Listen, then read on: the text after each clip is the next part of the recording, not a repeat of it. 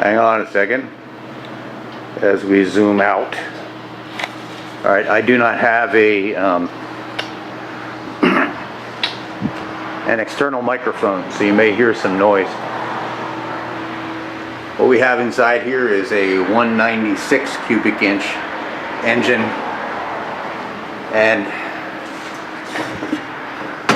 if you look at the fuel line coming into the carburetor up there, you'll see that the back of the fuel line raises up high, which prevents the proper installation of our fine air filter assembly. The top of the air filter assembly is actually in the pile of stuff that was in the back of the car. It's worthy to note that the fuel line has been fooled with everywhere, to include from the fuel pump back, because someone pushed a fuel line through the firewall and had a gas can sitting attached to that line there on this seat. The seats are aftermarket and were just thrown in on top of the seat frame. Notice the broken seat lever there. We haven't completely emptied the car out, but we've done a pretty good job of it. Notice too, while we're here, that the car has a clutch, and it's a 3-speed, and you can see the ignition switch is hanging down behind the dash. We're going to walk her a little further around the car, note a few more things, and get back to that dash in a minute. This quarter panel has a wave in it here, and it has some brush dents here. This door will likely be replaced from a parts car I got from Tennessee. The whole front clip will be replaced. Ding dent here. Looks like a push-in dent here, and here. And you can see some sort of scratch dent across the back here between the hinges. And you can see that the the license plate light is coming out, and you can see that the valance has been popped down because somebody, I don't know if you can see in there or not, but basically there's no filler hose. Somebody took the gas tank down, apparently discovered that it had leaks in it, and then used the hose through the firewall as a method. Notice that the car is a two-tone color. The top is a lighter green than the bottom. The top is called Palisades green, I think, and the paint coat is different than the coat on the bottom. We opened the spare tire container and found nothing in it basically except junk. Notice that the back of the seat has been redone. Can somebody tell me, is a piece of plywood stock condition, stock piece? The sliding windows and the glass are all intact. The headliner is intact except for 2 seams and may be salvageable by a good technician. The back windlass is shot. You can see here it's ripped up, as are all the rest of them on the car. The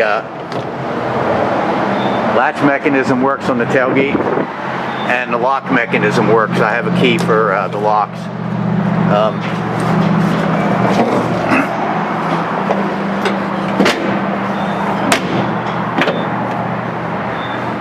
Going down this side, the driver's side quarter panel is clean, except for this guy right here. The driver's door would be good, except after the crunch, somebody did the usual forcing of the door. It's likely I can get most of the roll out of that edge without it showing pretty well. The top is unremarkable for dents, just a lot of weathering. You can see where in the factory they painted the darker color on the car first and then painted the lighter color here on top of it. There's some caulking and such that needs to be dealt with in here, but nothing major, nothing undoable. Overall, it's survived pretty well. The question that AMC fans will want to know is in here, and that is the cowl does not have rust in it. Those who know these cars know that AMC's tended to rot at the cowl. These wagons also tended to rot in the rear. There's a little rust, but it looks like it's more from a window being open than anything else. So overall, I'm pretty pleased with the solid bones in the car. Now on here, you'll notice there's an electrical switch. And if you look at that electrical switch and notice the wires wind up basically hanging here and going through the firewall and being connected over yonder to the coil. So I'm not sure what all that's about, but I'm wondering if it is somehow related to this. Remember, I told you we'd get back to the dash. And here under the dash, hidden away behind the hanging ignition switch, you can see the overdrive button. So this car is equipped with overdrive. It's also equipped with some sort of handy dandy toggle switch under here on this side. Not sure what that's about. Otherwise, the car is unremarkable for like any weird stuff. It's just a car that's been beaten and needs a little bit of love to come back together. I have both the door panels for it, for the front, and you notice the side panel's missing in the rear, and I believe that along this side you can see the side panel is in place over on the far side of the vehicle, even though it's a replacement. The back seat's been recovered. There's nothing under it. I've been unable to find anything like a build sheet or anything like that in the car, but I have not dug in completely. Notice the fine foam job here. Not sure what that's about, but we'll get to it later. I can't see any rust in the rockers or the floor at this point. So I'm going to get busy now and squirt off the car. And this is our opening foray into the 1963 Rambler American two-door wagon.